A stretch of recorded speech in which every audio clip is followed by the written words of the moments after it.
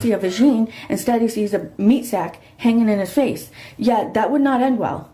First of all, to the women who are coming out and making videos because y'all are sincerely, not performatively, but sincerely concerned about Donnie's safety, which is so confusing for me because when I went on Donnie's page, I saw a very attractive, beautiful person that if they did transition, probably would be sickening, but there was no confusion for me. A blowout and your nails done does not a woman make. Y'all always talking about womanhood is not a costume. But then when somebody grow their hair out and put some nails on, y'all saying you're trying to be me.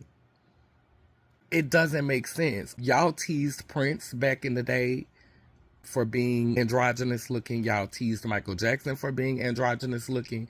You know who never got teased? Those founding fathers. And they wore wigs and makeup and heels and stockings. But baby, as soon as a black male play with androgyny, it's a big deal. I really, really, really want to have a greater conversation because we all allegedly started off as female in the womb. So why is someone naturally gravitating towards that expression demonized? Why is there this need to disclose that you are expressing yourself in a more feminine way, but hey, this what I got between my legs? Like, what does that say about womanhood when you have to be like, hey, I have a mom and a dad, I have a grandmother and a grandfather, I have great grandmothers and great grandfathers. So, you know, me expressing myself in a feminine way sometimes, I mean, I started off as female in the womb. Me expressing myself in a feminine way, even dominantly feminine way sometimes, it's not weird because it's a part of my DNA, it's a part of my genetics.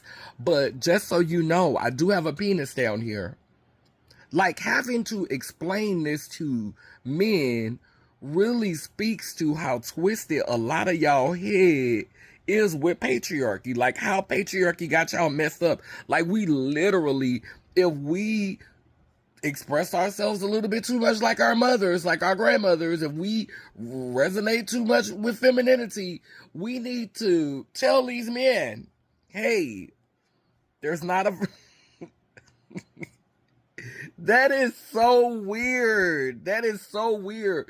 And to see all of these beings born with vaginas who identify with womanhood saying, you need to tell them, no, they need to start learning. They need to start doing research. How are we going to shift out of a sexist, femphobic, and misogynistic society if we continue to co-sign this bullshit? If we keep acquiescing, that's the burden of this being a patriarchal society. You need to be informed about what's going on in your society. The gag is they do. They can just pretend they don't know and y'all gonna rock with them. No one owes you that information. Evolve, grow, remember. You have nipples. You have a mother and a grandmother. Let me stop. Understand that people are going to show up in different ways and be able to articulate and communicate so you can find out what you need to know to feel comfortable in the situation. But stop expecting people to debrief you just because you're a man. Shit. And to beings who are born with wombs and identify with the construct of womanhood, I hear often y'all saying y'all the blueprint. So that means that masculinity comes from you. That means that maleness comes from you. So if a man sees maleness in you or sees masculinity in you, why would you be offended by the conversation?